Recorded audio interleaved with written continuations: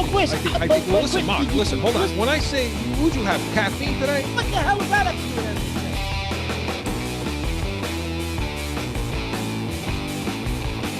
How much coffee did you drink before the show? Listen, you can't polish a sneaker, right? throw tomatoes at me, do whatever you're going to do. It's Corso and Catone. Welcome into Corso and Catone, the real deal New England feel. And I'm joined as always by Mark Catone, and your calls and chats, 855-313-PATS, 855-313-7287, and live chat. Joe Guarnieri, our producer, director, is joining us as always as well. He's got us up on YouTube live. The chat is open. The phone lines are open. We want to hear from you. We have a lot of stuff to talk about tonight, a lot of great topics. Again, want to hear from you on everything Mark is saying, because, yeah, please chat in on how wrong Mark is. I'm always right. What are you talking about? I've been right so much lately.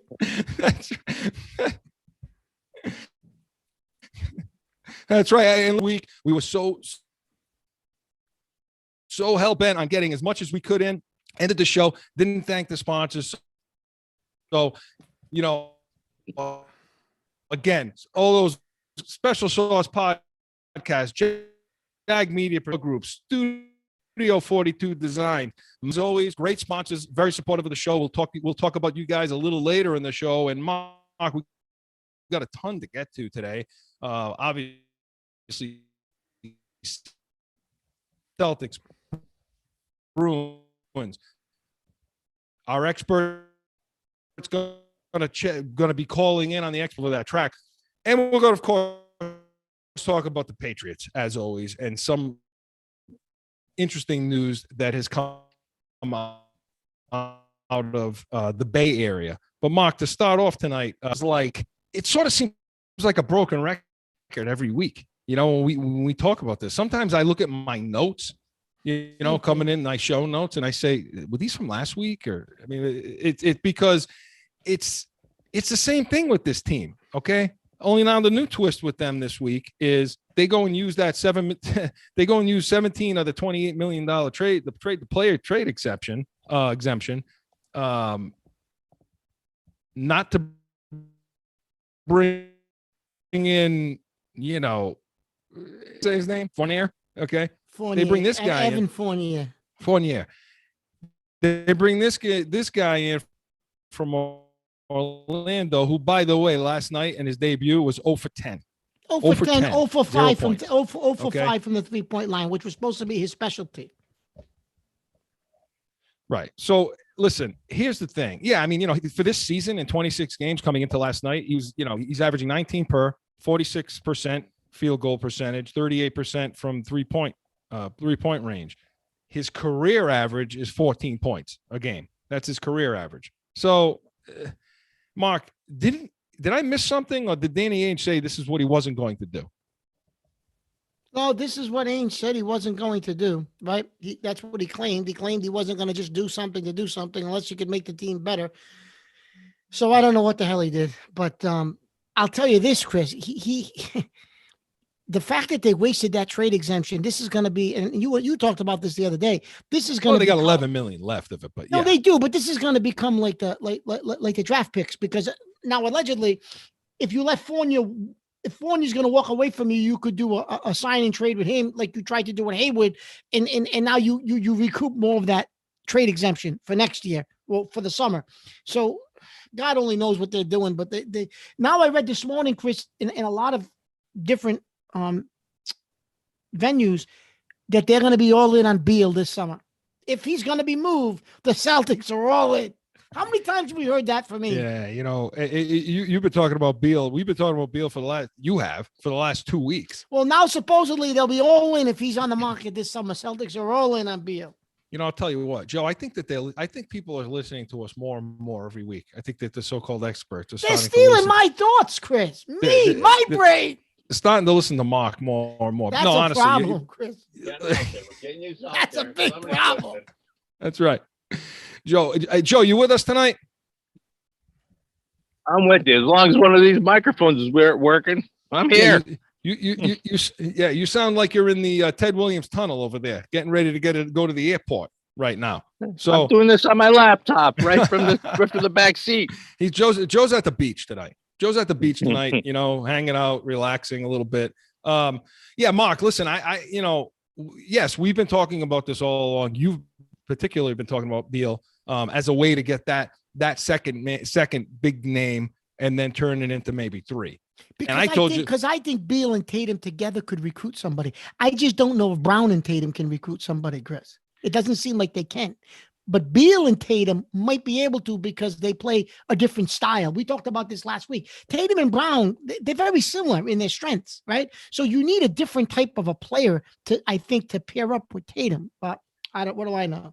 and is that is a little off what we're talking about with this move, but is Tatum, is he going to be a guy that can lead, that can be the guy on the team?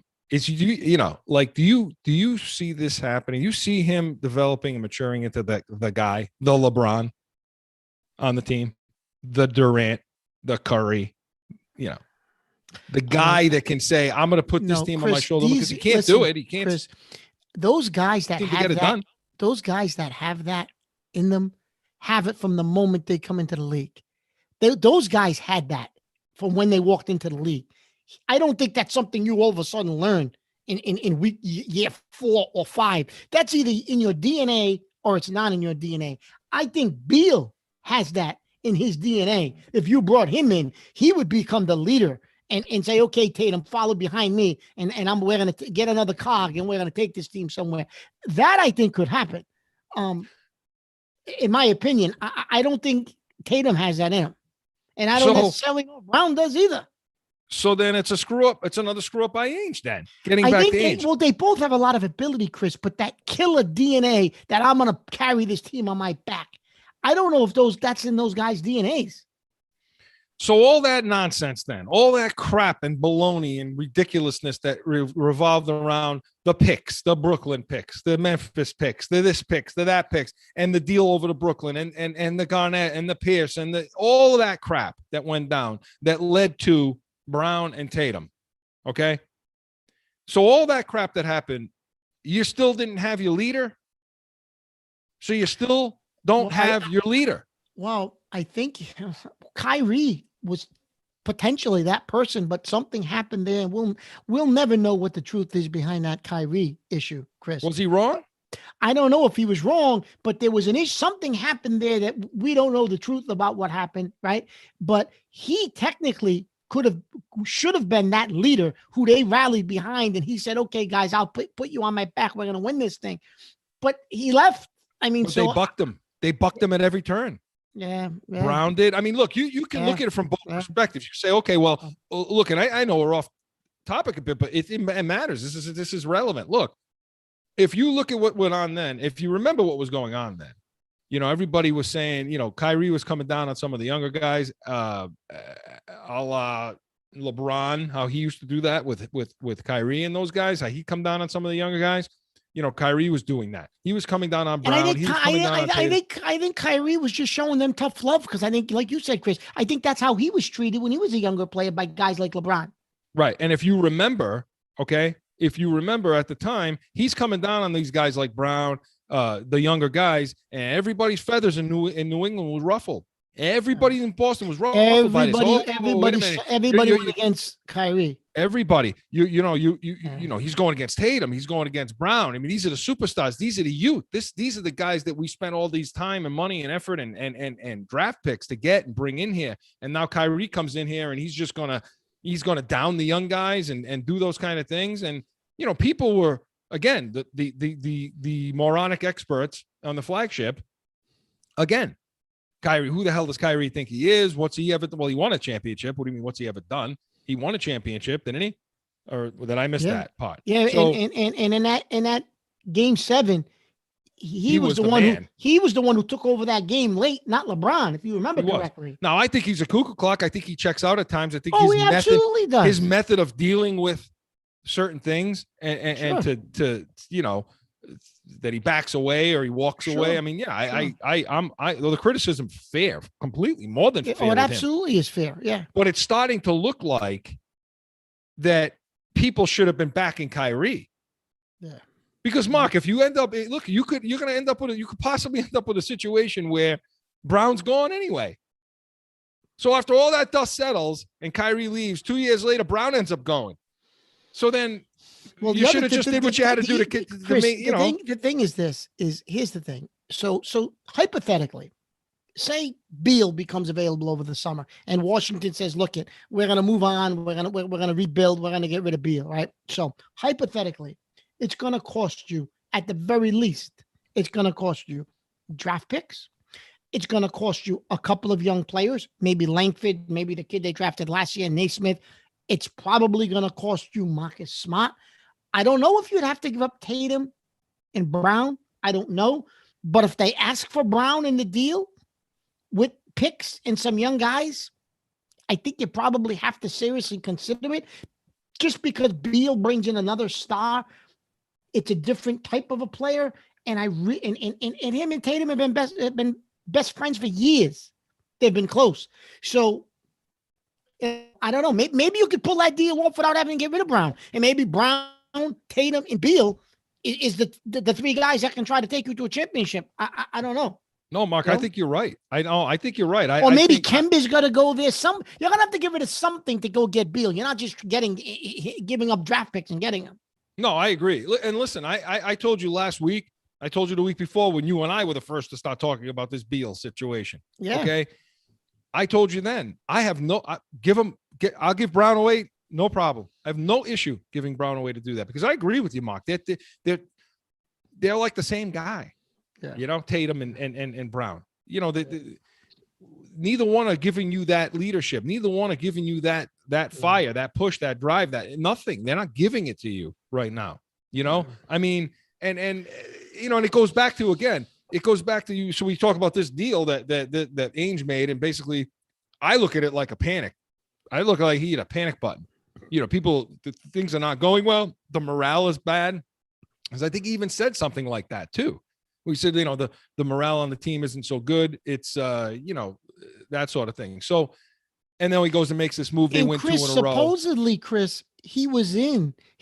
We could have very easily got Gordon. We had the collateral to get Gordon, and Ainge wanted to lowball them. Well, they got an offer from Denver. They said, screw you.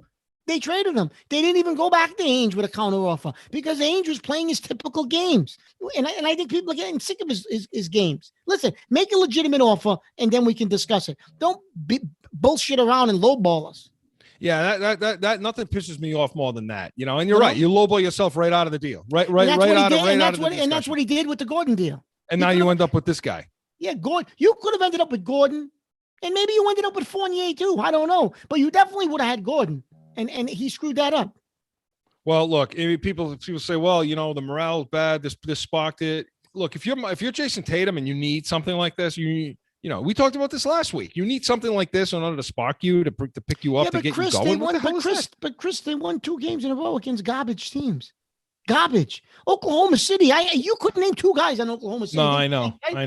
So who did you beat? Last night you played a team that's decent. They're a playoff team, they're lower end playoff team. They're fighting for the 8th spot in the West.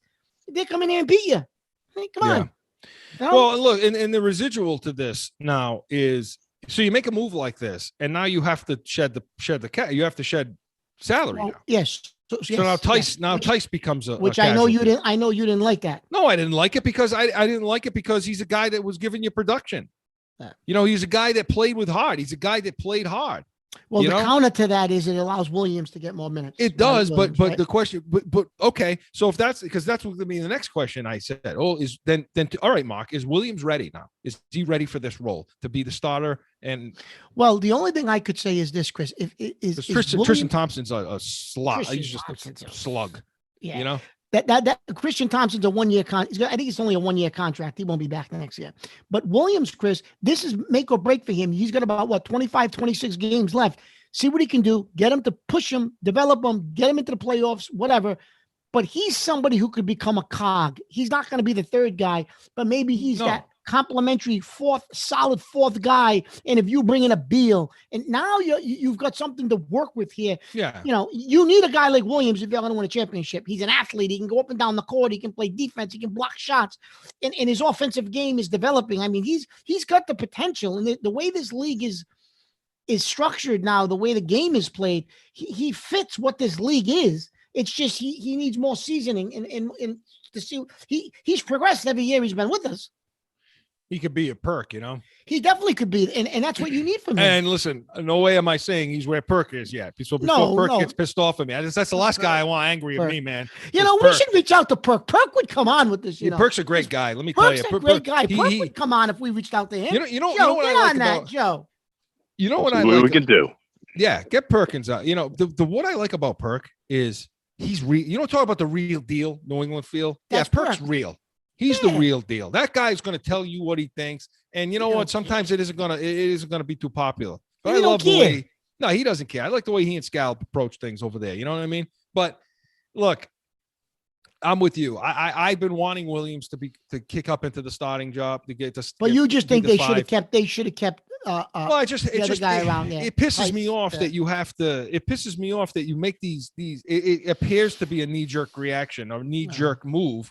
And now you have to shed some capital. You have to do. And then, Chris, what made it even more, ironic? It had nothing to do with the trade. Don't get me wrong, but he misses the 3-pointer to win the game at the buzzer the night before, and then the next day he's traded. He's traded, right? Like it looks like that's the reason for it. It had nothing to do with the trade at all. No, of course but not. It was funny, right? That he missed that shot, Yeah, listen, he's one of the guys on the team, Tice, that plays hard. He played hard every single night. He gave you everything. He gave you everything he had. He was diving on the floor. And they talk about, well, okay, you make this move. The morale was bad. It was good for 2 games. They needed a little spark. Hey, Mark, look, you want to be a max player. You want to be. You want to be a top 5, top 10 guy. And by the way, you named 14 guys. I tried my best to play the other side of it with you on those 14 guys. But let's face it, Mark, I couldn't. There's not a hell of a lot I can argue with those 14 names. Maybe one or two you could, Chris, but they're still not in the top 10. No. Right. So even if they're in the top 14, they're not in the top 10. So you're right, Chris. If you want to be a max guy, which means you should be top 10 ball players if you want to be max guys. And But again, it goes back to what I said before, too, though, Mark. It goes back to the whole original point, too, that we made 2 weeks ago. And that is, if you need to do all of this to boost morale, I understand you're trying to make your team better, fine. Brooklyn continues to make their team better. But you want to do these things, you want to make your team better, I understand. Brooklyn added another guy, Aldridge. Really? Come on. If you're doing these things to create a spark, then I got to look to Steven. I got to look to the head coach of this team, then. And your Ainge's death grip on this guy, keeping him there in the NBA with coaching. We chronicled that last week. The coaching, these guys move 5 years, 4 years, 5 years, and they're gone. It's rotating. He's almost not a decade. He's 8 years now. If their morale isn't there, Ainge loves him. Yeah, if your morale isn't there, if your push isn't there, if the 2 superstars you supposedly have don't have that kind of drive, then you got to get rid of the goddamn coach, Mark. You know what I mean? You got to get somebody back in there like a Doc that can push these guys to be better and be different. So again, like I said, this move to me was a panic move. You used up $17 million out of a $28 million exemption. And I'm not really sure what the hell you get back. And by the way, the guy that they seem to be wanting to protect and not go away from is Smart. Yeah. What the hell did you see last night?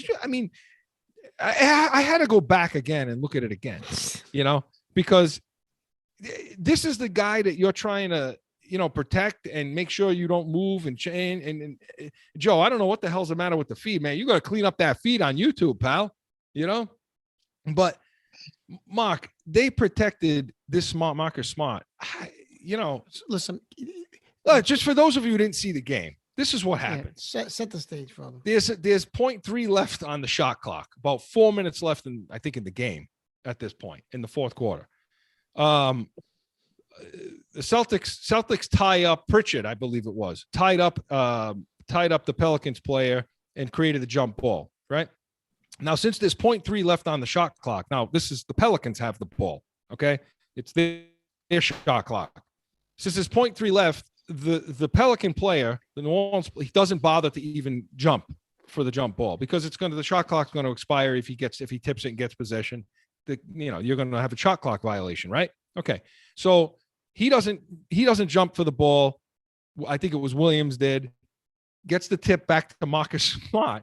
Marcus Smart takes the ball and heaves the ball 46 feet to the basket as if the shot clock was expiring on the Celtics. You got confused, Chris. All would have happened was the Celtics would have maintained the possession, or they would have blown the whistle for the shot clock violation and the Celtics take it out, side out, right? Where's the head? These are not. So why are you protecting this guy? I've been saying it all season. What the hell are you protecting Marcus Smart for? Why isn't he on the table to be traded? Why? Do you know? Because Chris, that's one of the flaws in this team. They have nobody with balls in this team. For whatever he's worth, Chris, whether he's a head case, whatever, he does have something that no one else in this team seems to have. Tatum doesn't seem to have it. Brown don't seem to have it. Don't get me wrong. I would trade Marcus Smart in a minute. But the reason I think he sticks around is because Ainge, listen, when Ainge was a player, Chris, Ainge had balls. Maybe he was fighting with Ralph Sampson. He was going, right? Ainge was a gritty guy as a player. We have nobody like that on the roster except for Smart. So I think Ainge is reluctant to get rid of him because you want to talk about a soft team. If you get rid of him, now what? And don't get me wrong, if you can put him in a package to get somebody good, I think over the summer you have to do it. If he's going to go in the deal to get Beal, throw him in the deal. You don't have a choice. Yeah. But yeah, that's the only thing I can think of, Chris, as to why he's keeping this guy around is because of that one factor. Ainge's face keeps getting worse and worse and worse through this entire thing because he's protecting guys he shouldn't, and the guys that he's building this team around, it's getting to the point where you're starting to look at it and saying, these guys may not be the guys, And if it takes a complimentary guy to come in to be the leader of this team, if these guys aren't the guys, you're done for 10 years. Then you really screwed up. Yeah, you really, really screwed up. You're back to starting that whole lottery process again. If that's the case, you're back to absolutely, Chris, absolutely. And you know what, Chris? He gambled with these picks. I don't know what he thought they were going to be. And every time you thought you were going to have a chance at a lottery pick, the team you got that pick from all of a sudden had a good year. Now the pick's 12 or 13. You thought you were going to be in the top 2 or 3. And that just never happened. So no. So listen, we got to get the break. And on the other side, we're going to come back and talk about some interesting things that happened in the NFL that we feel are going to affect New England. Mark's very, very excited about what took place. And we're going to talk about that after the break. We didn't get to the Bruins, but listen, Mark, with the Bruins real quick, while Joe's queuing it up. The Bruins are what we've been talking about, Chris, for how many weeks now? I can't even give you a Bruins minute anymore. Raska's hurt. The only chance this team has is if this goalie now that's come in gets hot. That's it. This goalie gets hot. That's coming in. But Chris, that's where they're going to get goal production from. The lines they lost 1-0. The lines outside that. Listen, the first line has been ice cold. After that, what do you got? No one's doing anything, and we talked about that, Chris. Yep, we were wrong about Coyle. Krejci's on his last leg. The Brusque is forget it. He's invisible. Bjork isn't doing anything. It's just happening, Chris, sooner than we thought it was going to happen. I said, and you agreed. This is typical Bruins. Will it happen again? Well, now it's happening sooner. Yeah, they lost 4 or 5 to New Jersey, who sucks. Okay, New Jersey sucks. All 4 to the Islanders. Yeah, they can't score against Jersey. It's another blanking by that goalie. That Jersey, they've been like he's Brodeur. Yeah, look, the Bruins. Sorry, everybody out there. Just ride out the season, and this team is going to get dismantled now. I mean, they'll keep their core. They'll keep their young core. And unfortunately, Chris, they don't have enough of a young core, so they may actually have to go into a little bit of a rebuild when this veteran core group goes. Yeah, which is scary. Like you say, they'll hover in the playoff race, but that's not saying much. No. Okay, when we come back, we're going to talk Patriots. We're going to talk about NFL and some funny things that happened and some things we're really, really excited about. More Corso and Catone right after this. It's that time again for a timeout for a message from one of our sponsors. No one ever thinks they will be in the need of a criminal or traffic lawyer, but things happen. Corso Law Group is Arizona's leading criminal and traffic law firm. Their 20-plus years experience and attention to detail has helped thousands of people all across this great country who found themselves in a situation in Arizona. So whether it's a traffic ticket or if you need reduced DUI or more serious issues, call or go online to CorsoLawGroup.com and talk with these expert attorneys who I know will help you. Corso Law Group. Back in with more Corso Catone, the real deal New England feel. And Mark, listen, so the news out of San Francisco, everybody knows it by now. It's a few days old now. But, we're on once a week. So, we have to recap what has already happened and what continues to happen. So San Fran makes the trade with Miami, moves up to the number 3 spot in the draft. And listen, Mark, they're not even making there's not even any secret being made by them about what they're going to do, which is shocking to me how these teams, some of these teams and GMs and coaches, they hold nothing. Some of them don't hold anything close to the vest, do they, Mark? But they move up to the number 3 spot, okay? And for all purposes is to take a quarterback. And I don't think they make any secret about the fact that they're probably going to take a quarterback with that. Mark and I are going to talk about now who we think that'll be for Frisco. Could it be, Trey Lance? Could it be Wilson? I think it's be one of those two guys. But more importantly to us now, as a New England Patriots fan, is what's this mean for Jimmy Garoppolo? Mark, what's your reaction to this move? San Fran, Chris, is full of crap, right? So they keep saying, "Oh no, we're going to keep him. We want him to stick around. We want to, we want him to be. We got a team that can win a championship, and he's going to mold our next quarterback and all this nonsense." But listen, Garoppolo's making $25 million this year. If you pick the 3rd pick of the draft, if it's a quarterback, which we know it's going to be, the signing bonus, Chris, is going to be over $20 million. That's not. Oh, we can spread that out over 3 years. Yes. That's real money. Like you always say, that's real money, quarterback money. So it's $20 million and $25 million for Garoppolo. There's no way they're putting $45 million on the books for next year. I don't care how much Lynch and they're Shanahan, they're full of garbage. This is all posturing to try to get themselves the best deal they can get for Jimmy G. They can't keep $45 million on the books. It's impossible. Yeah. He's as full of shit as his old man was. Yeah. Yeah. You know what I mean? Chris, like you say it all the time, quarterback money is real money because you're guaranteeing a lot of it. So it's on the books. There's no way they're guaranteeing $45 million when they were struggling to get cap money to re-sign some of their guys. They can't afford the $45 million on the books for 2 quarterbacks. They can't. No. And like you say, that's the truth. Because you're right. You're talking about almost $50 million because Garoppolo is going to get what? 24 million? 24. Now, all Garoppolo's guaranteed money is gone.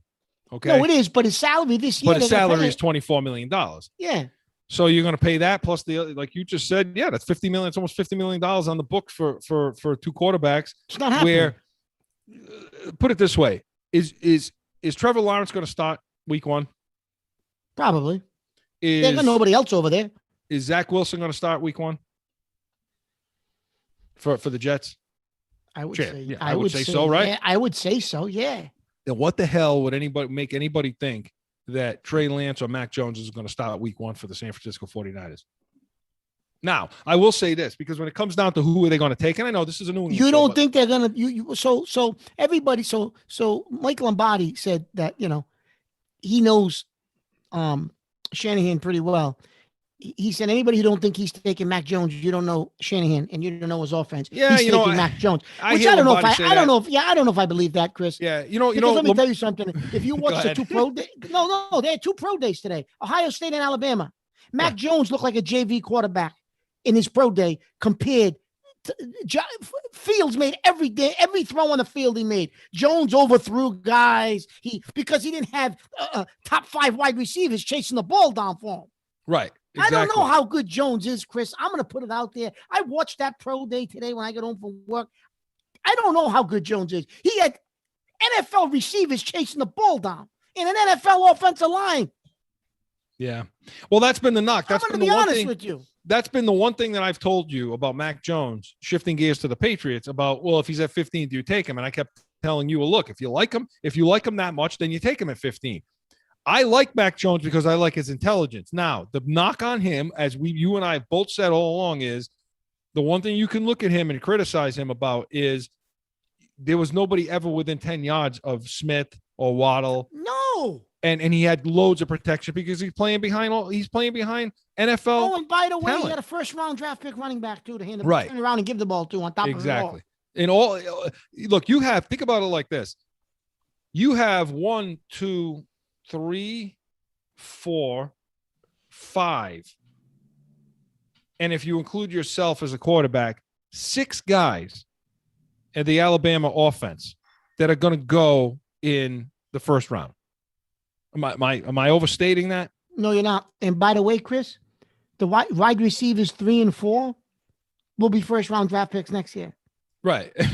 So, just so for yeah, the record. I mean, for the record. So that's the knock. I mean, that's the knock on Jones to say that. But listen, Lombardi's saying that. And the thing I was laughing about, and I thought you were going to bring up, Lombardi's this is the same guy. This is the same guy that said, if you don't think, all right, what was his comment? If you can't see that N'Keal Harry can make every single catch on the field, he can run every single route, then you're just not paying attention, he said. That's what Lombardi had to say about N'Keal Harry before what was Belichick he? What kind of bourbon was he drinking? So I get it. I have respect for Lombardi, but obviously that take was wrong. And with the Mac Jones thing, look, I also heard a lot of people say Trey Lance fits what Shanahan likes to do. The only reason, Chris, I say I'm not sure about Lance is because it's a project. It's a project, and I don't think they can keep Garoppolo. So I think you need a quarterback, like you said, Chris, that you can plug in week 1. I don't know if Lance is a week 1 quarterback. Jones, yeah, probably. Fields, yeah, probably. Lance. Well, would that be okay? Well, so then if taking Lance, would that be an indication that they say, well, you know what, then we're hanging on to Garoppolo then for the year? But I don't think financially they can, Chris. Well, they can. I mean, they can do it. No, I shouldn't say that. They can, but do you know how many guys they'd probably have to release, Chris, to keep 2 quarterbacks at $50 million? You know how we feel about the cap. I mean, they can make the No, it's cap make space believe. work. I get it's make believe except for the guaranteed money, though, Chris. It is. Yeah. And everything else is make believe with that cap. We talk about that all the time. It's monopoly money. It's make believe. They can manipulate anything they want, but when it's actually quarterback money like that, it's real. That's not monopoly money. Now Okay. you're going to try to justify that, right? All right. Okay, let's say then, well, now the other factor too is, do you feel there's a rift there between Garoppolo and Shanahan? Oh, absolutely. Did you hear Shanahan's comment? He slid the comment in, well, if he's healthy, I think he'll help us this year about Garoppolo. If he's healthy, he dug him. You don't say that at a press conference about your own quarterback. You're saying if he's healthy, like you're giving him a dig. But Mark, the problem that he has, I mean, everybody's always criticizing Belichick and all this stuff. The problem that Shanahan has, it's like his father, same way, stubborn, just that. Yeah. And that's why I think Garoppolo's gone, because Shanahan don't like him and he's not keeping him. Well, there's 2 different ways. There's 2 different ways to look at it. And he traded for him, though. Well, you know what's irritating about Shanahan? He traded for him, Chris, but I think he didn't realize what he was getting. I think something happened between the 2 of them, and I just think that relationship is over. It's gone. It's done. Yeah, I think he didn't get back off. I think he didn't come back from the ankle injury as quick as Shanahan thought he should have. He didn't. And that's what did it. And nothing pisses coaches off more than that kind of stuff. But here's the thing. No, remember I love the Belichick. Remember the Parcells comment with Terry Glenn? She's doing okay. She's doing okay. Remember the crazy? Wow. I'll talk about. He couldn't get away with that now. Imagine you should have got away with it then. No, but he did. But here's the thing, Mark. Okay, when you're talking about Garoppolo, Shanahan, that relationship, the other problem too that Shanahan has is the optics in his own locker room. We keep talking about Belichick and his optics in his locker room. Yeah. How is Shanahan coming across? You had Kittle. Their best player offensively is Kittle. Do we agree? Oh, absolutely. Okay. You got Kittle coming out and saying, Jimmy's my quarterback. He's my quarter. He's the guy I want to play with. Okay, so now what are you going to do? So you have one or two things happening. And to me, this is the reason why he's gone. He's not going to play another snap for San Fran. Because here's the issue you have. You draft the quarterback third in the draft, ownership and everybody else is demand. They're going to demand this guy get on, you get on the field and play, right? So. And even Chris, even if you say, okay, even if they keep Jimmy, right? Okay, so you keep Garoppolo. It's week 3. He throws 3 picks. You lose. Now what? Right. And now you have this problem in the locker room. Yeah. What are you doing? Because now you got guys that are in Jimmy's in Garoppolo's camp in corner, like Kittle, guys like that. And now you got this rookie quarterback that you're going to now put on the field. Listen, no veterans like rookie quarterbacks. None of them. No team I've ever been on in my life has ever liked a rookie quarterback coming in because they think they're arrogant, cocky. They haven't paid their dues. It's just how it's seen. Okay. And you're going to have that problem in the locker room. And you know what's going to happen because somebody's going to be aching and pushing for that kid, whether it be Lance, Mac Jones, or whatever, to get on that field. So, yeah. And the problem is you can't even wait until it's not like you can even say, well, we'll wait until, the draft to see who they draft and see if they move Garoppolo. They're going to have to do it before. No, well, they're either going to do it before or they're going to do it immediately after. Yeah. He ain't surviving. He's not surviving the draft. If he survives the draft, Chris, I think he'll be going the week after the draft. Yeah. But I think he'll go before the draft. Like you said, Chris, it might be draft night. Maybe draft night, they make the move and they pick up like some extra picks because, you're going to want extra capital for the draft, right? So maybe because I remember when we picked up Randy Moss, the trade happened the night of the draft. So Garoppolo may move the night of the draft. And I'm not saying it's to New England. It could be the Bears. It could be the New Orleans. It could be the Denver. They said Denver's interested now. I mean, there's a few teams that'll be in the mix with us if we're interested. Well, so now here's that. Let's talk about that because the other question now is who's in control over there? Because, Garoppolo's got the no trade clause now. I feel like has a lot of control of what's going on over there. Sure he does. He's got the no trade clause. So if they decide to want to bring him to a team that doesn't, that he's just not happy with, he's just say no. That's it. So, he'll move to the team I think he wants to move to. But to me, the teams that are on the table, okay, are Chicago, Washington, Carolina, New Orleans, and New England. Yeah. So out of those 5 teams, Mark, what makes sense? Well, I mean, just from a football standpoint. From a football standpoint, Chris, obviously I think New Orleans would make sense because he's a quarterback's coach.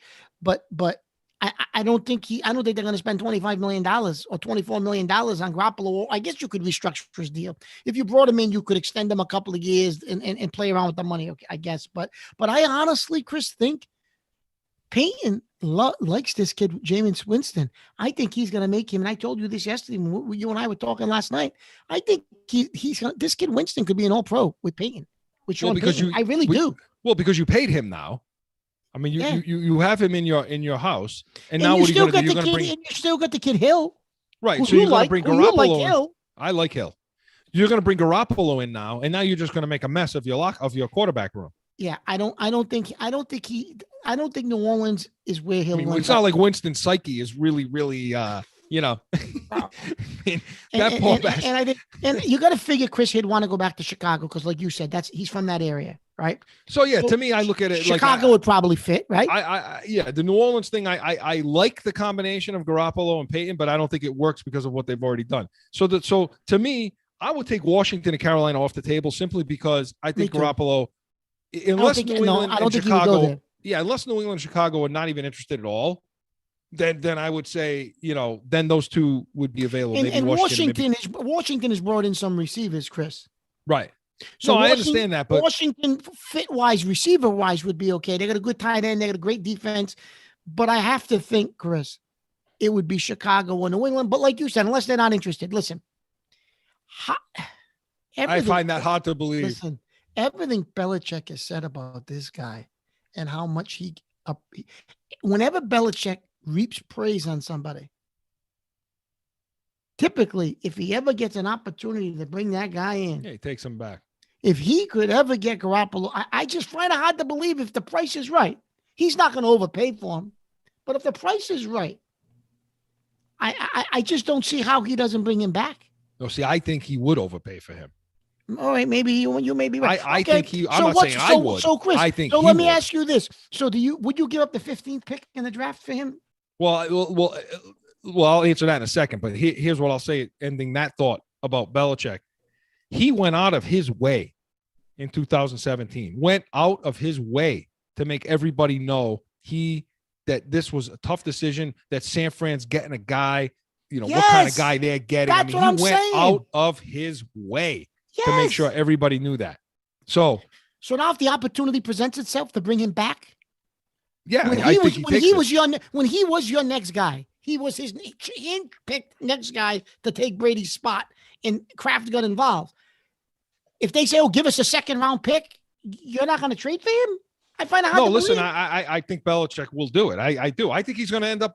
Mark, you've said it, and listen, everybody, give Mark props on this. Give him on the chat, give him everywhere else, because Mark, you've said it for forever. This guy's going to end up back on this team again. I remember in 17. I remember when they let him go in 17. You said to me, he's going to end up back on this team again. I know he is, and lo and behold, we're getting close to that point. Now you ask about the cost. You ask me, would you give up the 15th pick in the draft for him? No. Absolutely not. No, and I don't think Belichick wouldn't do that either. How old is Garoppolo, Chris? 29. Okay, so what is his window? What do you think he has? If say he stays healthy, and that's a big if. Obviously, it's a big if, right? He doesn't have a lot of football miles on him. You brought that up yesterday. So he's healthy. He doesn't get, he doesn't have a lot of football miles. Can he give you 6 years? 6 to 8. If all those things are equal out, what you're saying right now. Okay, so with the way the game is played today. Okay, so if you can get 6 to 8 years out of him, what is that worth? It's not worth it. Listen, I'm saying no to 15 because it's not necessary. It shouldn't even be a discussion on the table because the 15th pick of the draft isn't necessary for. How about a 2022 first round pick? Conceivably, if you do what you think you can do with all these guys you brought in, if it's a 30th pick in the draft, do you do that? No. Okay. All right. No, I'll do it for a second. No. Okay. Would you do it for a second in Gilmore? No, I do it for a second and another pick. Okay. All right. I do it for a second and another pick. That's what I would. I would do it for a second and another pick right now, simply because there's still an unknown there too with Garoppolo. Not to mention that the market isn't going to require more than that. And listen, Chris, I think a lot of the league looks at him as a systems guy. He fit New England's system. He went to San Fran. He did have a little bit of success. He's been injured. To your point, Chris, what is the market for this guy? No one's going out there offering 3 first-round picks like Chicago did for Wilson. No. So So now, Mark, and we got to get to break, and on the other side, we're going to continue with this Chris, discussion. One final thought on this, though. Today, Wiggins, the guy used to be the tight end for New England. Remember Andrew Wiggins? Yeah. He said when Garoppolo was here, the guys in the locker room, some guys that he talked to, when he said he won't mention names, questioned his toughness and questioned whether or not he could really be the next guy because they thought he was soft. Well, yeah, Mark, there's no secret about that. And he claims that came out of the locker room. Now, I don't know if those guys are still on the team or not that said that when he was here in 17. I don't know. There's no secret about that. I mean, everybody quit. Belichick, it pissed Belichick off too that he didn't come back from that ankle. That he had to go back. That he left that. He had that 4-game. He had that 4-game window that Brady was suspended for. Yeah. That he could show his thing, and he went and got hurt. And I think that really pissed Belichick off a little bit because I think that was Belichick's chance and time to say, "This is our guy now. We're going to just like he did when Bledsoe went down." Right. And Garoppolo didn't afford him that opportunity to do that because of the injury so his toughness was questioned then, which is again why I feel like you don't come. He shouldn't even be sniffing a first round pick. But the question now too is, New England's coming out and saying, and we're going to go to break on this, but New England's coming out and saying, they have no interest, or there's reports that they have no interest in Garoppolo. Chris, Mark, I thought on the other side, there's no way posturing, or is that New England's real take? And if that is just posturing, or if that is New England's real take, then what's the landscape like for Garoppolo, and is it really going to be Cam Newton? We'll talk about that and more on the other side.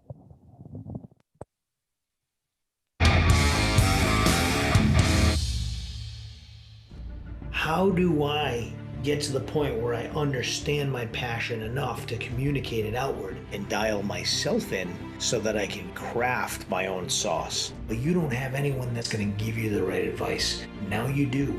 We've been discussing where we live and what areas do we want to always talk about. And really, it's startup, it's finance, and drive. We are Special Sauce Podcast.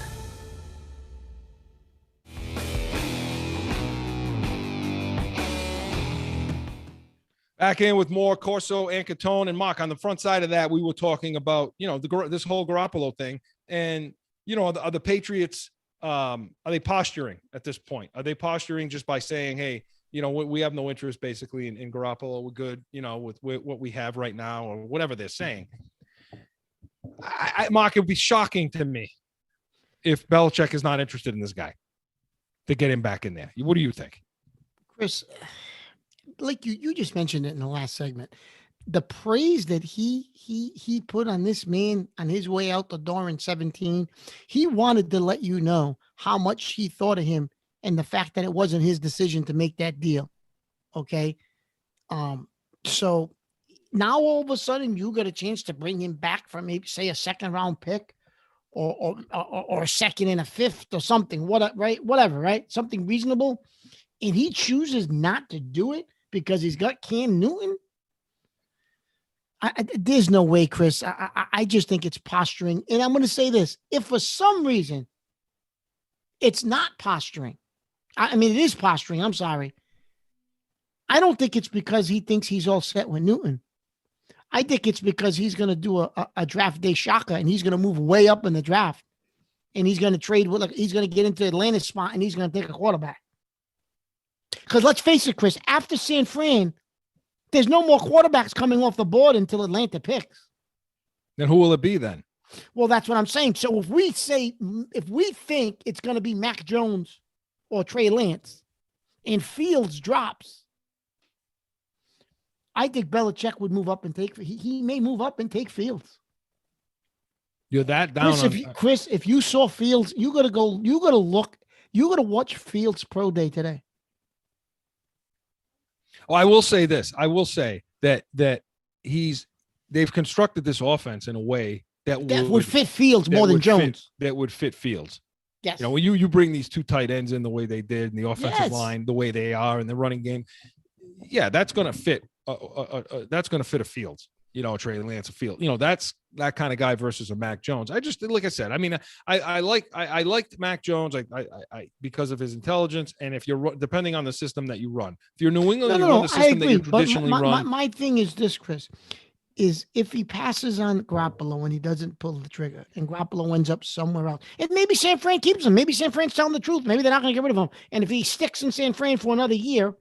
Well, that's the other thing too. A lot of people are out there basically saying, well, look, ride with Cam Newton. You got these guys and go get Garoppolo in the offseason. And just get them you're going to get them for cheaper, and it's going to cost a hell of a lot less money and all this. And people on the flagship are saying, well, that's Bill. Bill will wait it out a year. He's stubborn. He don't care. He'll wait a year with Cam, and then he'll go get Garoppolo at the end of the year. You know what, Chris? You can do that. Listen, you're like, this is how stupid they are. But then I hear that, and then they say, well, if you're going to do that, then why make all these moves? I mean, like, why don't you save the money the next year? Like, these are the people. These people, Mark, drive me freaking insane. They drive me bananas because what kind of horse's ass freaking comment is that to say, well, then why don't you just hold on to the money and spend it all next year? Yeah. Because what's the free agent market like next year? What's the tight end free agent market like next year? What's the offensive line? What's the defensive line? What's the linebacker market like? Who's out there? Who's coming free? What's the salary? What's the salary cap? I will tell you this, Chris. These guys are signed. I will tell you this: unless you draft a tight end, the tight end market. This was the best tight end market you're going to get for a long time because all the other tight ends in the league are under contract for extended periods of time. That's what I'm saying. That's why you're not getting a tight end in free agency. That's for sure. Yeah, that's why those comments piss me off because just hold on to all the money. Because the guy with the creamsicle don't even know who's going into free agency. That imbecile Murray with the creamsicle sweatshirt. But the thing is, again, like I said, Mark. Yeah, I can't. I beat the hell out of those guys last week. But to sit there and say, well, just hold all your money till next year, that's so ignorant. It's such an ignorant way of looking at free agency, looking at how to build your roster. It's not like you're signing these guys all to 1-year deals and then they're all gone. Yeah. These guys are signed to multiple deals, multiple years. There's only a couple of guys that are on a 2-year deal. I mean, everybody else is 3-4 years or 4 years. It really is 3. I mean, you have guys there. So, yeah, if you did wait and want to get Garoppolo back and ride it with Cam Newton for the year, yeah, you could do that. And that doesn't make what you did this offseason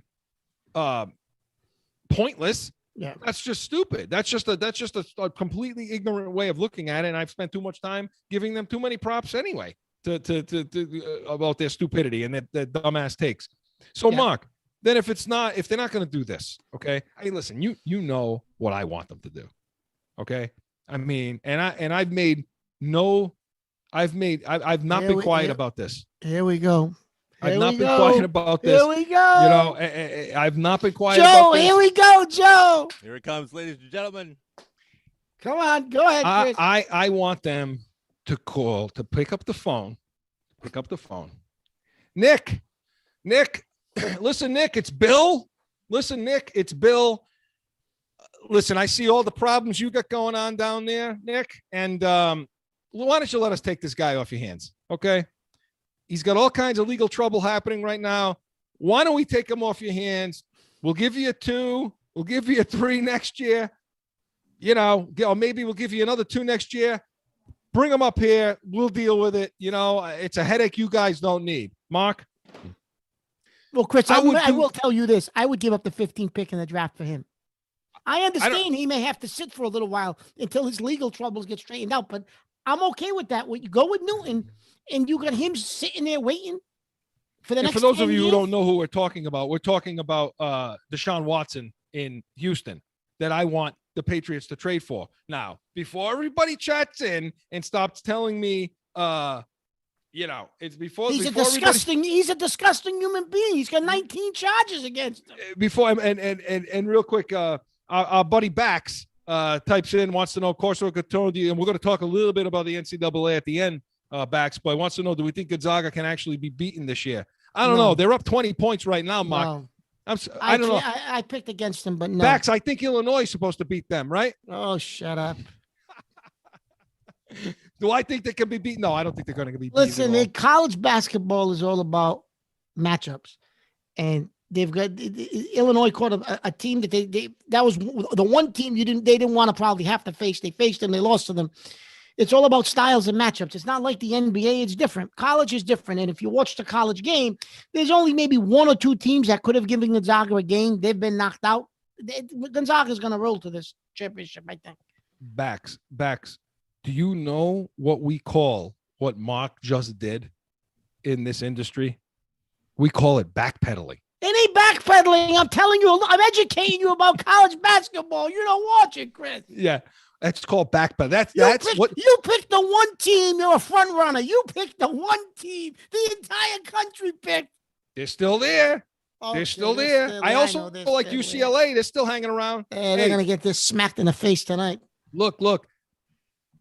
All I know is look over your back shoulder. How gorgeous are those red jerseys of the Blackhawks? Here we go. We're going to get into that again. Once again, you're getting off track, and then you're going to get us off track, and we're going to go over, and Joe's going to get pissed off again at us. So and then I'm going to forget the sponsors again. Okay, that's what's going to happen. So, listen, look, all I can say, and plenty of other teams do this. Okay, where you bring a guy in, and you say, look, everything that happened before he got here. Yeah. Okay, that's your out. Mark, look, I'm not condoning. Chris, here's my thing. If it was 1 or 2 or 3, 19 people have come forward. Now, I just don't know if anybody's going to touch that. This kid, I don't know. Even the teams I think that were in the hunt trying to get him, I don't know if anybody will touch him now. But to your point, though, now you could probably swoop in and get him. But I don't know if anyone's going to touch him. Well, let me tell you my thought as to why and what I would do. So before anybody tells me, you immoral SOB, okay, that you're condoning. Listen, tell me what he did then, because I don't know. Maybe I don't read. I don't know what he did. You're the attorney. Well, I'll give you that perspective in a second, but I'm not there. I don't know what happened. I don't know all the facts. Nothing's been released to me to read and see in reports, or I don't know what any of this is. I haven't read the lawsuits. So all these guys that are talking about this on all these SWAT shows and talk shows and all this stuff about, how bad of a guy is it and all this stuff and will smoke this fire and all this other crap. I haven't read one single item. I don't know. He denies it. The other side's adamant. I have no clue what went on there. All I know is this, okay? And I don't know what's going to shake out. Now, you ask me from a legal standpoint, the way I look at these types of situations is the more you have, the more of them you have, okay, the less the less it seems likely. It just seems like coming out of the wood now. Now, my thought on and maybe he was doing things and going to places, and maybe he was calling craft for some locations and places to go and things like that. And it's along those lines of some of the things he was doing. And now people are getting on board and coming after this guy. I don't know if it's that. And I don't know if he's just a despicable human being that has done nasty things to people and wronged people. Okay. I have no idea. That's not for me to decide. Okay. But typically when I see 20 lawsuits, that's a lot, Mark. That's quite a bit. Something is fishy in that. And it has to be, Well, either you got a problem, you have a problem, which he may have. He may have a problem. Or something's wrong on the other side. Either way, I still have yet to see any type of indictment. I've yet to see any type of formal long form charge. Well, the Houston Police Department said no evidence has been produced yet. Okay. So again, if you're telling me that 20 people are accusing him of sexually assaulting them. So Chris, I was reading. How is there not a police report somewhere? Chris, listen. So yesterday I was reading an article. One of the girls who did not come forward, she's not one of the 20. Yeah, the 20. Gave the expose to was the Sports 20th. Illustrated. There was 19 that came forward, and she was the 20th, but she's not filing a claim. Right. Yeah. She said that she was giving him a massage, this and that, and he removed the towel, which is you're not supposed to do. Obviously, it's inappropriate. I get it, and evidently he was a little excited, and I guess things happen. She said things, but he was doing things in the ear. He never touched her, never tried to touch her. He was doing things in the ear with his hips, whatever, right? Yeah, I'm not going to get graphic or anything, right? And she said to him to calm down, and they exchanged words, and then he said, well, you could move this if you want. And she said, which was totally inappropriate, but it's not like nothing happened between the two of them. There was no I don't think assault that occurred based on her description. Yeah, there was not what he do? Was it inappropriate? Yeah, it was inappropriate. You shouldn't be removing your towel and doing all that nonsense, right? Absolutely not. But that's not acceptable, and that's awful. But she didn't describe an assault, which legally, from your standpoint, Chris, that wouldn't classify an assault, correct? Listen, there are versions of assault that can be that can start from verbal and things like that. And once again, listen, I want everybody out there to understand, Mark and I are not condoning any of this stuff. No, we don't. No. The point we're trying to make is we're a sports show, okay? Yeah. I don't know what happened. I know what that one person said, okay? 19 others could be different, could be more egregious, less egregious. I have no idea. My point is this. Since I don't know all the facts, I'm not going to pass judgment on either side. Okay. I'm just telling you legally what I've seen in the past with the more of these that come out in that setting, in that environment, it tends to be piling on. That's all I'm saying. Okay. From that, I'm not saying that this case is that particular situation or not. I have no idea. Now, from a football standpoint, okay, from a sports standpoint, I say this to the people out there that say, what's the matter with you? How do you go touch this guy right now with all this going on? Here's how. One, he's not my moral compass. Okay. Deshaun Watson is not my moral compass, nor is any other professional athlete on this earth. They don't raise my children. No. And I do. So I'm not looking to these guys to show me the right way to be in life or not be. I'm not condoning some of the things these guys do. There are governing bodies that deal with that. That's not my job. Okay. My job isn't to try and convict these people. Okay. That's somebody else's job to do. And I assume they'll do their job. I assume the NFL will look into this, do an investigation, and figure out what happened or didn't happen. And they'll act accordingly. And if the NFL deems that this person shouldn't be playing professional football anymore, be part of their organization, then I'll accept that. and that'll happen, and that will play itself out. If the legal process in Houston decides this is somebody who needs to be taken out of the public and put into behind bars, or needs to be something else needs to be done, or given treatment or whatever, then I'll accept the system as it plays out, and including these lawsuits. Fine. But when it comes to a football standpoint, if I see an opportunity for New England to get a franchise quarterback for the next 10 years, okay, I'm not. If Chad if you disagree with me, let me know. Tell me that, you know what, Corso, you're a scumbag. That's it. Fine. Tell me. But I'm not, I don't, these guys are not my moral compass. Okay. We're a sports show. We're talking about football. We're talking about what can this human being provide on the field until such time as somebody plucks him off the field and says, you're not allowed here anymore. That's not my job to do. Okay. My job is to bring you this information and give us our take on what I think. And if I think New England can walk in there and get this guy for a 1 or 2 2s or a 3, I'm doing it. I'm going to do it. I'm going to wait till it hits rock bottom, and I'm calling Caserio and I'm saying, we'll take him.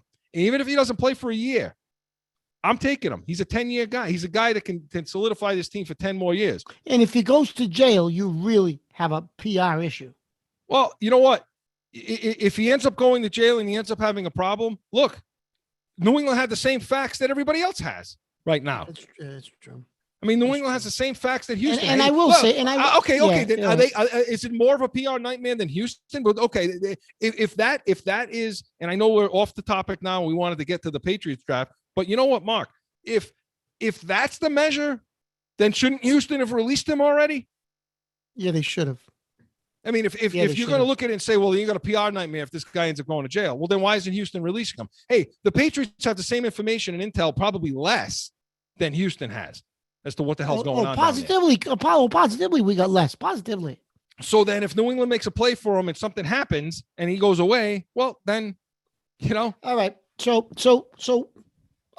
Watson, somebody you would pursue if you could steal him cheap. Okay. So now what do you do with the 15th pick of the draft? To me, okay. So if you pick it, because now they're picking 15th, right? There are guys that I look at and say, like right now, there's one mock draft, okay, that talks about this. And I know, Joe, we're going to go a little bit over, and Chad's going to join us on the expert hotline on the other side of this. We're going to talk about the NASCAR minute. So, Chad, if you're in the room, hang on just for a minute. Listen to some good football talk. This mock draft, you know, there are a million of them all over the place. But look, it's Lawrence, it's Zach Wilson, it's Trey Lance to the 49ers, it's Kyle Pitts, it's the offensive tackle from Oregon, okay, yep, going to Cincinnati. It's Chase, the wide receiver, who I like Smith better, but anyway, it's the LSU going to Miami. Then you got Detroit. Now in this mock draft, Parsons ends up with Detroit at number 7. Yep. When I think there are some mock drafts that have him going in the 20s somewhere because of his any off-field issues. But that's one guy to highlight. Just hold him in place for a minute. Parsons. Then Justin Fields, Slater, the offensive tackle out of Northwestern, Surtain. Yep. I keep every time I think of Pat Surtain, you know, think of the other Mark. We're too old. Think of the father. Yeah, we're getting an old kid. That Alabama corner. Then you got Mac Jones. Okay, via trade, for the Giants, Chicago takes Mac Jones. Then you got the Eagles taking Horn, the Chargers taking Smith. What do we take? Tucker, the offensive line, and then here comes New England at 15, and they take Waddle. Okay, and I'd be thrilled if Waddle fell in our lap. Thrilled. The 3 guys that I really am looking at right now, okay, are Smith, Waddle, and Parsons. Okay, those are the 3 guys that I feel. Smith is never dropping the 15, Chris. Well, listen, they got him in this mock. They got him dropping. They have him going 13. Okay, so it's close. Well, Chris, listen. So if the 5 quarterbacks are going to go, right, and everybody says Pitts is going, and that offensive lineman is going. So you got 7 guys, Chris, that are going to go pretty much guaranteed top 10. You got those 7 guys in every draft I've seen. Those 7 guys, the 5 quarterbacks. Pitts, Surtain. Pitts, the offensive lineman, and Chase. I'm sorry, Chase. Those 8 guys are guaranteed to go in the top 10. Guaranteed. Right. So there's only so many spots left, Chris. Somebody's going to fall in your lap, whether it's Waddle, whether it's Parsons. Somebody's dropping in your lap. Fields. I don't think Fields is going to go. Well, they got him going to Carolina. They got him going to Carolina 8. And, Yeah, that's what I'm saying. The quarterbacks are going to go. So okay, so if all the quarterbacks go and the Oregon, what is it? Is it Sewell? Yeah. And if you get Garoppolo, who cares if the quarterback? Yeah, every mock draft has that offensive tackle going in the top 10 too. Yeah, you know, every mock draft I've seen has that. But what's not clear is Parsons. Yeah, Mark, listen, I think that there's a possibility that Parsons is sitting there, the kid's a stud. Okay, so then before we go to break, what happens if you got one of those wide receivers you like and Parsons? Who do you take? Which ones again? Give me the names. If you've got, say, hypothetically, Waddle or Smith and Parsons, you take Smith. Okay. Smith all day. Okay. What about Waddle? Well, you look at it like this. Look at it this way. What about Waddle and Parsons? Well, because I think Smith is a better receiver. Look. I'm sorry. If it's just Waddle or Parsons. Yeah, see, that's a little tougher for me because here's why. I like Waddle's good. Given the situation with Harry and maybe Edelman not being there or getting released, Waddle's a true slot guy. You know, he would make a lot of sense for them to take a true slot guy. Waddle can go to the outside too, Chris. He can do it, but he's going to be an interior. He's going to be a slot guy. It's hard for me to take. Anytime I'm looking at wide receiver versus linebacker, in this game today, usually the wide receivers should win out because it's much tougher to find. It's much tougher to find an all-pro wideout than it is a linebacker, you know. But I'll tell you something else. This dude Parsons, he's fast, aggressive, tough. I mean, he chases quarterback. He can play in, he can play out. He can get sideline to sideline. He's everywhere. I don't think you could go wrong. If on draft day you and I doing our show and they go ahead and those two guys are on the board and they take Parsons over Waddle, I'm not going to throw something at the TV over that. No. But if Smith is there and Parsons is there and they don't take Smith, then I am going to throw something at the TV.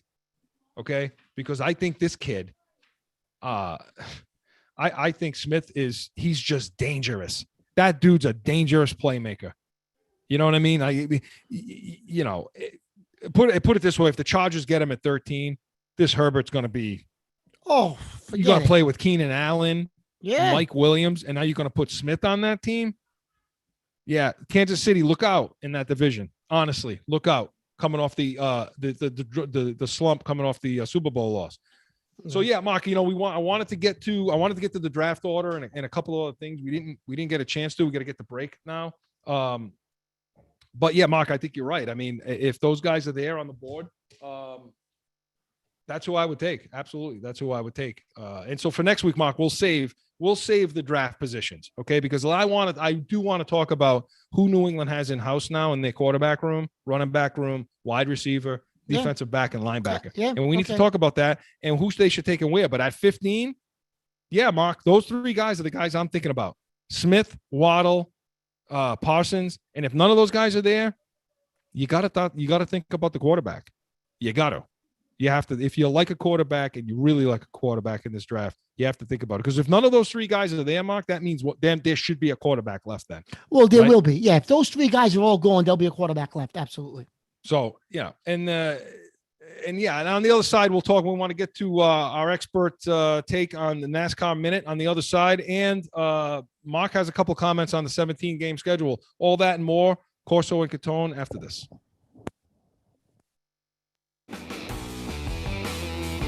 It's that time again for a timeout for a message from one of our sponsors. No one ever thinks they will be in the need of a criminal or traffic lawyer, but things happen. Corso Law Group is Arizona's leading criminal and traffic law firm. Their 20-plus years experience and attention to detail has helped thousands of people all across this great country who found themselves in a situation in Arizona. So whether it's a traffic ticket or if you need reduced DUI or more serious issues, call or go online to CorsoLawGroup.com and talk with these expert attorneys who I know will help you. Corso Law Group.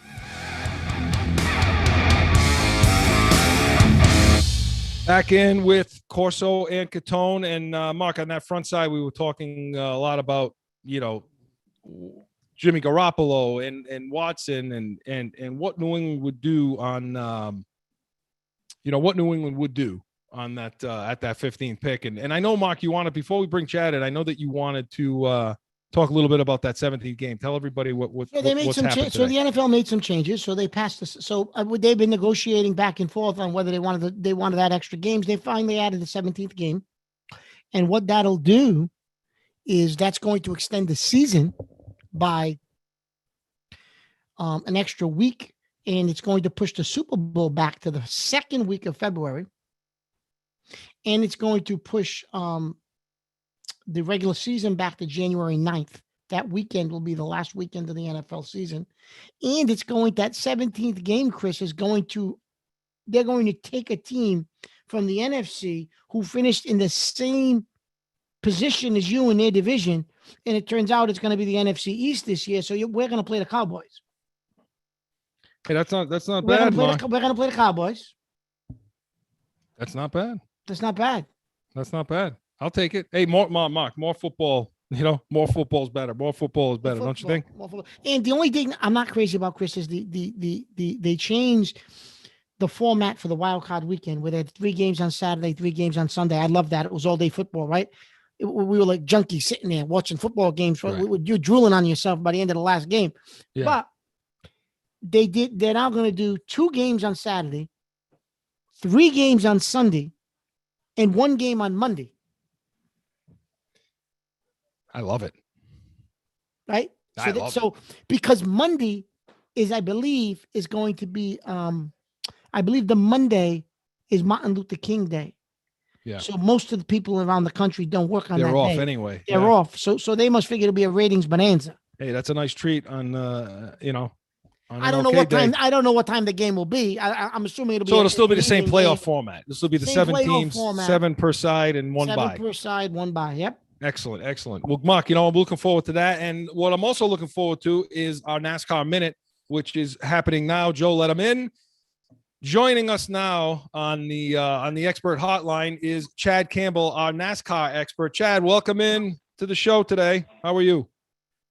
Good. How you guys doing?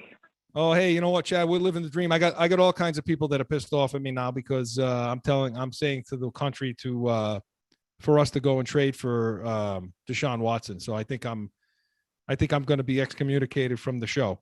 So, it'll be Canary and Corso. Yeah, Chad, maybe it'll be Chad and Catone. Yeah, Chad, listen, we appreciate coming on. Listen, yesterday, I'll tell you what, that race yesterday, looking at, and I say yesterday because they ran the truck and the cup race on Monday. I think weather had something to do with it, why it didn't go on Sunday. But they ran this dirt race in Bristol. And I'll tell you what, I didn't know what to expect from it, Chad. And, I figured there'd be some slipping and sliding. I know there would be a lower speed that they were running at, but that was exciting. And then they made an announcement that Bristol's going to do it again next year. I want to get your thoughts on that. Joey Logano ended up winning the race, but give me your impressions of that race. I could do without it. I'm not a big fan of that stuff with these cars. They're just not made to run on the dirt. But I mean, yeah, for some people, it definitely is exciting because there is a lot. None of those cars are in one piece when they leave that track. So that part of it's exciting. But I've never been one to like wrecks. I just like to see him run the race and the best man wins. Chris, I knew he was going to say that because I don't know Chad very well, but he strikes me as a purist. Yeah, he's a traditionalist. Yeah, he's traditional. He's a purist. He's a traditionalist. I knew he wasn't going to like that race. I knew it. Yeah. No, I knew it too. But you know what? I loved it. Of course, you liked it. It was different. It was exciting. A lot of exciting parts to it. But to me, it's just those 3,400 pounds of machinery isn't made to be running around on dirt like that. But other than that, there was a lot of exciting parts to it. So most of the fans seem to like it. So that's why they're going to do it again, I guess. So tell me, I felt bad for the fans that were in the stands because every single time they stopped, and there were a lot of cautions, as you would expect there would be, running on dirt, sliding all over the place. But every time they got going again, there seemed to be a lot of kick up and dust and dirt and everything was lining up. But I'll tell you what, those people seem to love life over there. But maybe a lot of those people. And when you're there, it's not like being a local dirt track. It's not. You can see a lot better in person. Like the cameras make it seem a lot worse. But I mean, it's definitely you definitely leave there with looking like a raccoon if you're wearing sunglasses. That's for sure. So tell me, for a race like that, okay, to happen, and I know they brought in what, like 2,000 truckloads of dirt or something like that, right? What needs to be done in order to, now that's the Bristol track is the normal track they run on, right? Right. Okay, what needed to be done to get this to have this happen? Well, they, like any place, going back to days that, working for the Diamondbacks there on the field, they got to have a layer to protect the surface that they always use. So I guess they brought in, they put 2 inches of sawdust to cover the track before they laid all the other stuff down. And from what they were saying, it looked like they used precise, like the GPS even. They used GPS on those, on the trucks to make sure they got the dirt exactly where they wanted. I guess they said to within 5/100ths of an inch or something like that. So it's there's a lot of water. There's a lot of it. Like you saw some of that equipment they used to, to get it ready to go with those big old metal spike type things that they're rolling around on there. And they got the cars that they run around on there, hundreds of laps to get the dirt packed down. So yeah, it's a lot. I guess they said they started at 7:00 Sunday night once the rain stopped and worked all the way through until Monday morning. So, I mean, those guys got 10, 12 hours and straight just to get it back to where it needs to be. Yeah. Yeah. And Mark, there was the rain didn't help matters on Sunday either, that complicated things too. But, so Chad, when we talk about a race like this, okay, because it was real popular. Everybody watched it. It was, the speed difference. I mean, what are we talking about?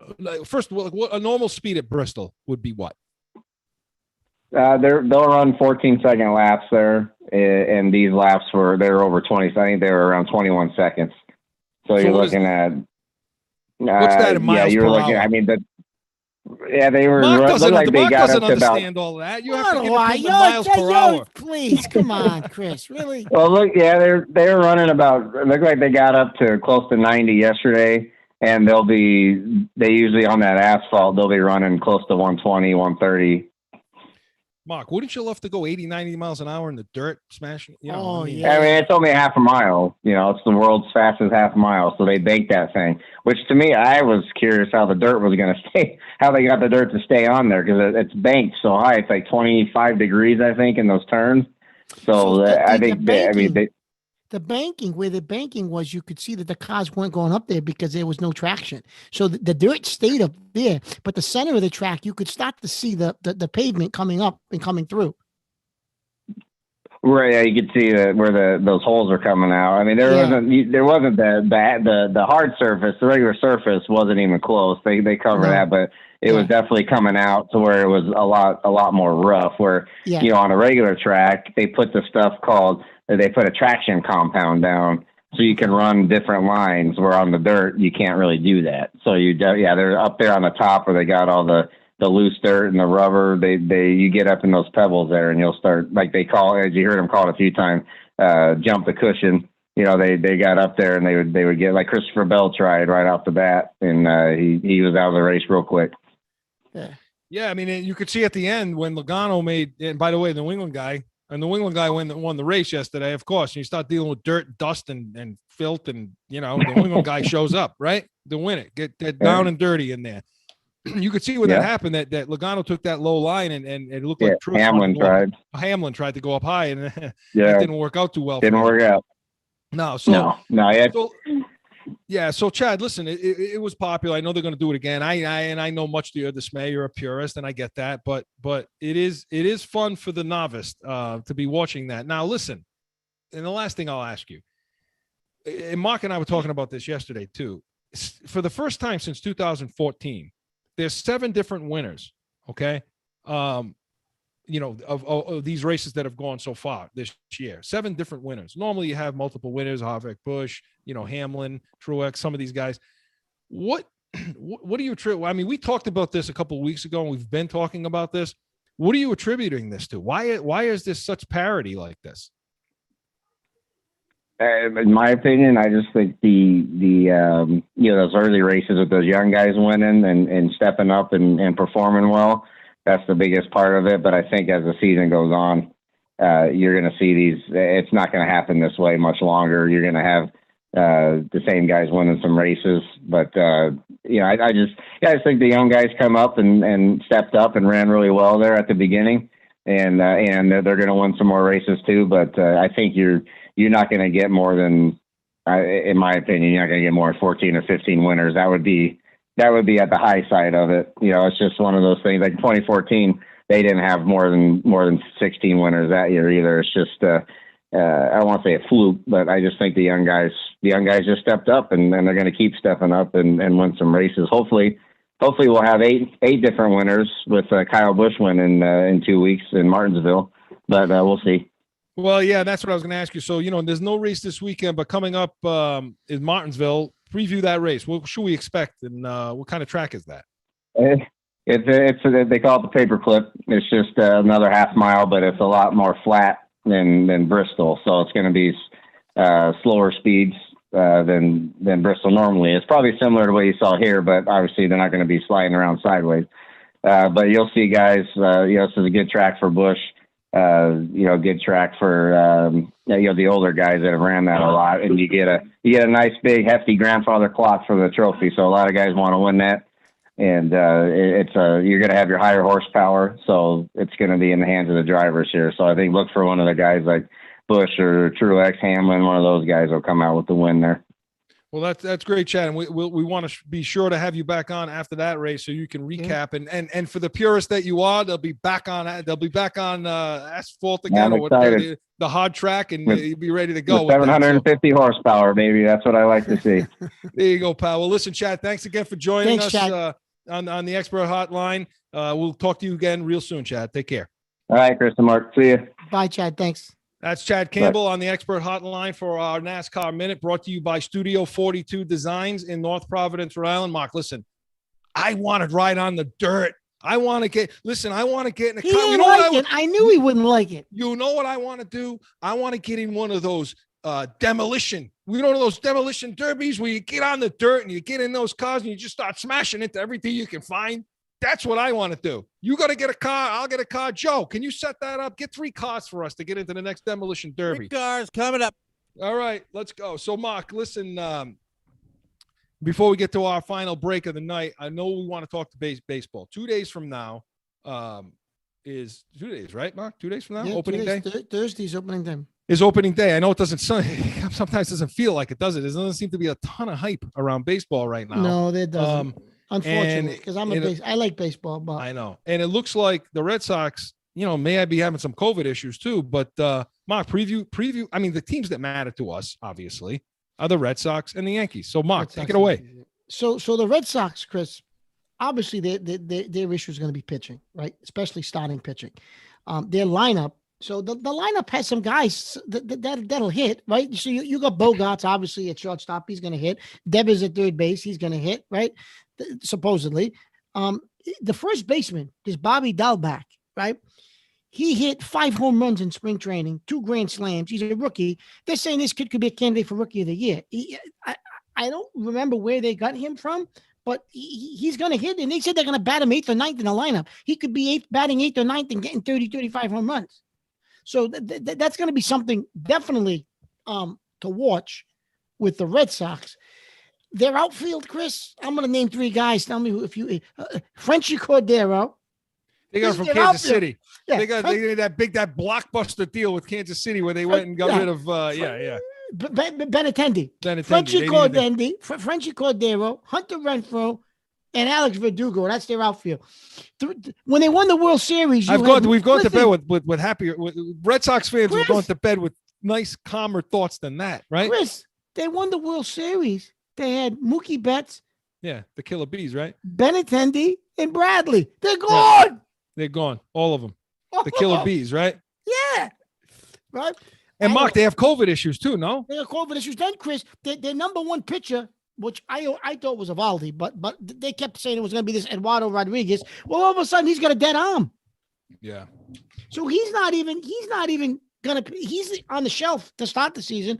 And then you got Evaldi, who's had 2 Tommy John surgeries, so health's always a concern with him. So what he gives you, you got to hope he stays Sales healthy. on the shelf. So Sale's on the shelf. You won't see Sale until maybe June, July, and then I told you I don't think we're going to see him at all this season. But go ahead. Yeah. Then you got Then you got Garrett Richards, Martin Perez, and Nick Pivetta.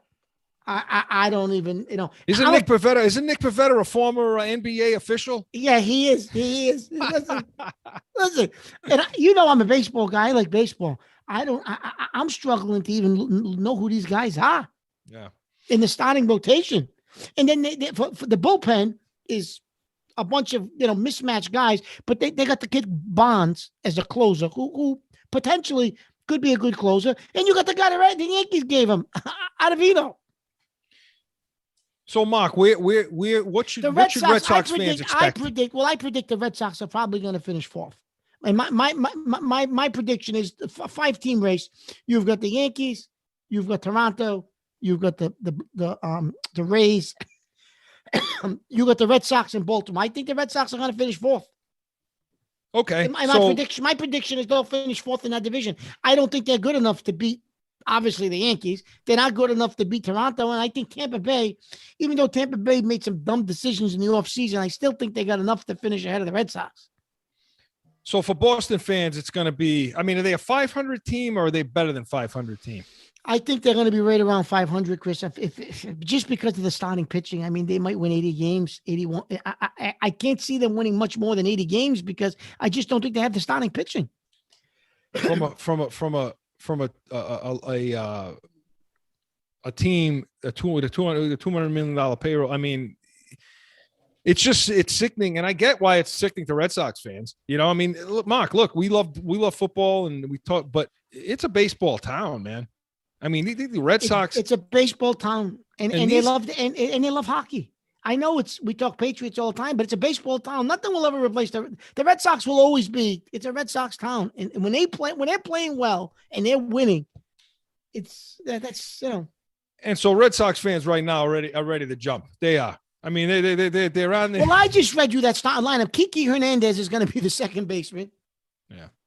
Well, so now moving on to that. The shortstop's one of the best in baseball, right? Bogarts. But how you didn't build your team around Mookie Betts? He's one of the top 3 players in baseball. Definitely top 3, maybe top 2. You don't build your team around him? Give him the money. You have a small market GM. Yeah. Oh, now you do. Yeah. So now moving to the top of that division, then. All right, let's get to our guys now. Yep. What do you foresee with this team? Well, so for the Yankees, Chris, I think their lineup is loaded. Obviously, we know what their lineup is, right? You got Sanchez. Well, Sanchez had a great spring training. Is this the year where he finally puts up those offensive numbers that everyone expects he can put up? Let's hope. I would hope right? so, Let's because hope. we've been waiting for it. We've been waiting, right? And then you got LeMahieu at second base. You have Gleyber Torres at shortstop. You got a Scheller at third base. The outfield, you got Hicks, Judge. What do you got now? You got Clint Frazier in left field, and then you got Stanton. If he can ever stay healthy, if him and Judge could ever stay healthy, Chris, maybe this is the year. Maybe this is the year they each hit 50. I don't know, right? And then they never seem to be in the lineup at the same time. No. Then you had Luke Voigt at first base, but he's out now. He's going to be out about 4 or 5 weeks with his knee. Yeah, he's hurt a lot too. He is, but you got the veteran, the kid Jay Bruce. He's a left-handed bat, Chris. He could hit 30 home runs with that porch in right field, right? But when you look at their lineup, Chris, I just read that lineup to you. Compare that to the Red Sox. Wow. So is that a lineup that could compete with LA? Well, I think here's going to be where because I want to ask you about the pitching next. Yeah, I think they could. I think they can. But here's the issue: the pitching. The pitching has a few guys that you got to hope they can stay healthy, right? So you got Garrett Cole, who's a stud. You got Kluber, who had a great spring training. We got from the Indians. If he stays healthy and can give you his Cy Young form again, he can win 20 games and be that Cy Young pitcher he was a couple of years back. Okay, well, now you're talking. Then you got the kid they picked up, the sneaky pickup that the Yankees picked up, the kid from the Pirates, Jamison Talon. He got to change his scenery, Chris. That kid could do like Garrett Cole did when he went to Houston, right? And then you got Jordan Montgomery, Domingo German. You got a bunch of those guys. Severino is going to come back by June, early July too. He may be like Sale. He's coming back from Tommy John. And in the bullpen, you still got Chapman. You got Chapman, and Chapman's Chapman, but he seems to blow games in the playoffs, Chris. He really does. Most, right? He really does. You look at him and you say, well, he's got that. He comes in with that heat and in that hype, but then he gets in money games like that, and over the last couple of years, he's blown those games. But what about the rest of the pen? The bullpen's got a couple of injuries, right? So Britton's out. Zach Britton's out, the lefty, who could really close for you as well. Supposedly he'll be back in May. We'll see. You need him. Chad Green's probably going to be one of the better setup guys in the league with Britton. You can go lefty, righty. And they got the other kid that they picked up during the offseason, this kid, Justin Wilson, who's got like 4 different pitches. I think he's got some nasty stuff. He's going to be a good addition to the bullpen. And then your long reliever, if you need help out of the bullpen in the long relief role, I think they're going to use that kid King a lot, Mike King, who's from Rhode Island, by the way. He's from Warwick, Rhode Island, Mike King. And so my son actually worked out with him, not last winter, the winter before at the gym my son works out at in the facility he goes to, and his friend actually caught him. King threw a bullpen session to my son's friend. Well, hey, listen, and for those of you who don't know, Mark's son and congratulations to him. He's going to be starting his collegiate baseball career coming up. Is Junior, and we're real proud of Junior. That he's going to be starting in college and starting his collegiate career. He's going for baseball. And let's hope that he sneaks into a few classes too. Of course he's going to go to class. In between playing baseball and think whatever else is going on. He can't be like me and you. No. So congratulations to Junior. We wish him well. We're very proud of him on his upcoming collegiate career. So yeah, Mark, listen. So real quick then, we'll forget the National League. We don't have time, but no. We don't for the American League, who do you have coming out of these divisions, and who do you have coming out of the AL? Well, listen, if they stay healthy, Chris, finally, I think it's going to finally be the Yankees' year. I just don't see how it's not the Yankees' year this year. And the American League Central, the White Sox have a ton of young talent. They got a couple of injuries in spring training, so that may hurt them. But the White Sox have a ton, and Minnesota is going to be right there. I think the Central is going to be, you're going to flip a coin between Minnesota and the White Sox. I think Francona, they lost too many guys, Cleveland. Yeah. I mean, Francona will win 80, 85 games just because he's a good manager, but they don't have it. I think the American League West, Chris, this could be the year that the Angels finally get by the Astros, but I don't know. The Astros they keep pulling it out and pulling it out. They always seem to find a way, don't they? They always seem to find a way into the ALCS. Always. But so who do you have in the ALCS? I'm going to take a shot. I'm going to say the Angels make the playoffs, but I think Houston will be a wild card. I think the ALCS is going to be, my prediction will be 2 American League East teams. I'm going to go on a limb, and I'm going to say it's going to be. Don't say the Red Sox. No. No, I think it's going to be the Yankees, and I'm going to shock you. I'm going to say Toronto. Okay. And then you got Yankees coming out. I got the Yankees coming out. And anybody beating LA over there? No. I mean, nobody's beating LA over there. No. That'll be that'll be a real fun World Series if we can get that one. Let me tell you. Is Tommy Lasorda still alive? No, he passed away. Poor God rest his soul. I was going to say, bring out Tommy Lasorda. What a series that would be, right? The traditional series. Oh, my God. Dodgers, Yankees from the 70s. You could just picture him running up out of the up the stairs to chase down an umpire or two. So, yeah. Right, all right, listen. When we come back, we're going to give our final thoughts, our closing remarks, and Mark, make sure we thank the sponsors on the. Yes. Well, you messed up last week. Make sure we do. Joe, take us to break.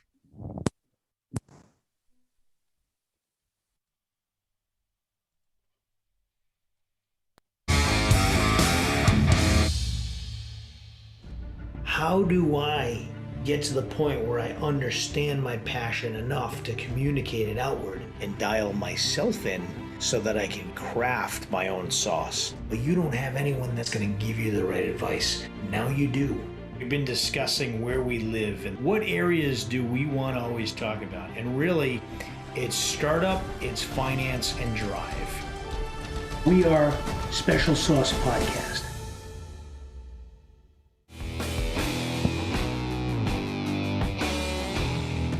Back in with more Corso and Catone, and Mark, as usual, we're always running late. We're always running late, always running behind. Always got Joe on our air screaming and yelling at us, saying, "Guys, are you ever going to get the break tonight, or you just want to keep talking?" Listen, Joe, we had to go through some of this baseball, and we got on our soapbox about Watson and Jimmy G and so on. So, Mark, listen, final thoughts.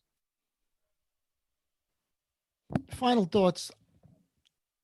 I think that I think the Patriots are going to make a move in the draft. I think that they're going to move up in the draft. I do think. I think Jimmy G. Something's telling me, even though I think Belichick wants him, something's telling me San Francisco is going to hold on to him. And my final take is we're gonna shock people, and he's going to move up and take a quarterback in this draft. He's going to end up.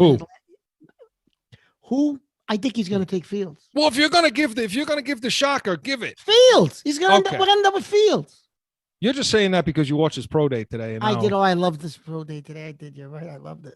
So, all right. So you have them coming up and taking Fields. Well, if they listen, they're either taking Garoppolo, they're getting Garoppolo, or they're moving up to take a quarterback. Chris, they're not drafted. They're not going to sit in the 15th position. Is my take. If they don't get Garoppolo, they are not sitting at 15. I'm going to tell you that right now. Yeah. For me, Mark, my final thought of the day is Illinois is not going to win the national championship. Oh, come on. Really, Chris? Oh, come on. No.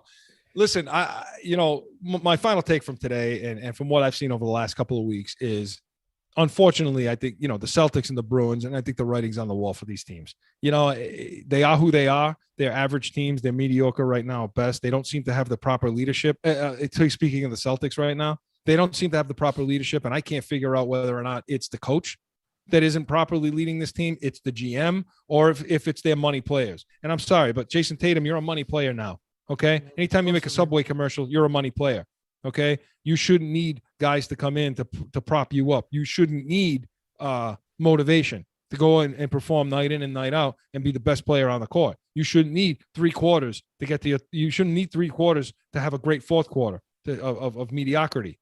You need to carry your team. You need to pick up the pace, and you're not getting it done. And if you got to bring in a guy like Beal to be the leader, then Ainge has made a mistake. He's made 2 mistakes then, 2 major mistakes, and maybe 3 if you consider Kyrie. So, yeah, Chris, next week, what I want to explore, and I know we're going to get to our sponsors. That's my reminder. It is what you brought up about what you brought up this week about your LeBron James theory. We're going to talk about that. We're going to talk about that next week more. I'm telling you, you get a guy like Beal in, then why LeBron's part owner of Fenway Group now? Come on in and promote your brand. Yeah, we'll talk about that next week. Teach Tatum how to be the leader he needs to be. Mark, some people to thank tonight. Want to thank the good people over at Special Sauce Podcast. Make sure you log on. Joe, next week, let us know how Brittany did, or how that show went. Everybody log on. I'm sure it's there. I'm sure it's up and running. Take a look at that. Jag Media Productions. I want to thank the good people there and the people over at Corso Law Group, Arizona's leading criminal law firm. Allow us to be your voice. Studio 42 Designs in North Providence, Rhode Island, and Mountain View Home Watch Security, Scottsdale's leading private home security firm. And as always, we want to thank our producer, director, Joe Guarneri. Joe, as always, thank you for all the things you do for us, trying to make us look good, even though we're not. So thank you for everything and all the work you put in. Join us next week. We'll be on 8 p.m. Eastern. Join Corso and Catone. Again, Joe will have us up. He'll have the show up on YouTube all week long for you to listen to. Please make sure you subscribe, hit the thumbs up button. But join us next week. We're going to get into so many more of those topics that Mark talked about, some of the things we didn't get into today. Want to talk about the Patriots and coming up, their upcoming draft. and who we think the expanded draft, what it's going to look like for most of these teams, at least for the first round. We're going to talk about that and a lot more. Everybody enjoy opening day is Thursday. Baseball is still the national pastime, so tune in, watch it, enjoy it. For Mark Catone, Joe Goneri, I'm Chris Corso. So long, everyone.